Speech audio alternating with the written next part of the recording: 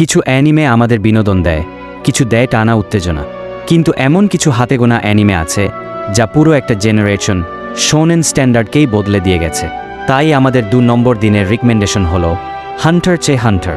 যখন Naruto, one piece আর ব্লিচের মতো বেগ 3 পুরো দুনিয়া রাজ করছিল, তখন কোনো রকম বাড়তি হাইপ ছাড়াই স্রেফ শক্তিশালী লেখনী আর জাদুকরী গল্প বলার ক্ষমতা দিয়ে এই অ্যানিমেটা পুরো অ্যানিমে কমিউনিটিকে চমকে দিয়েছিল। এই অ্যানিমের 2টো ভার্সন আছে, 1999 আর 2011।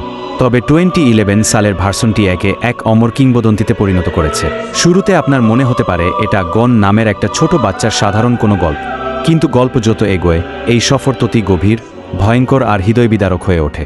শুরুটা হয় হন্টার এক্সাম দিয়ে, যেখানে বন্ধুত্ব, বিশ্বাস আর প্রতিযোগিতার আসল রূপ ফুটে ওঠে। আর এই অ্যানিমের প্রাণ হলো এর ছাইমরা অ্যান্ড আর্ক, যা এখন পর্যন্ত সবথেকে গভীর এবং মনস্তাত্ত্বিক অ্যানিমে আর্ক হিসেবে পরিচিত। এখানে আপনি বুঝতে পারবেন ঠিক আর ভুলের মধ্যে কোনো দেয়াল নেই, সবটাই আসলে আমাদের দৃষ্টিভঙ্গির খেলা। এরপর আসে ডার্ক কন্টিনেন্ট, যার ওয়ার্ল্ড বিল্ডিং ওয়ান পিসকেও টেক্কা দেওয়ার ক্ষমতা রাখে, এক বিশাল এবং রহস্যময় জগৎ।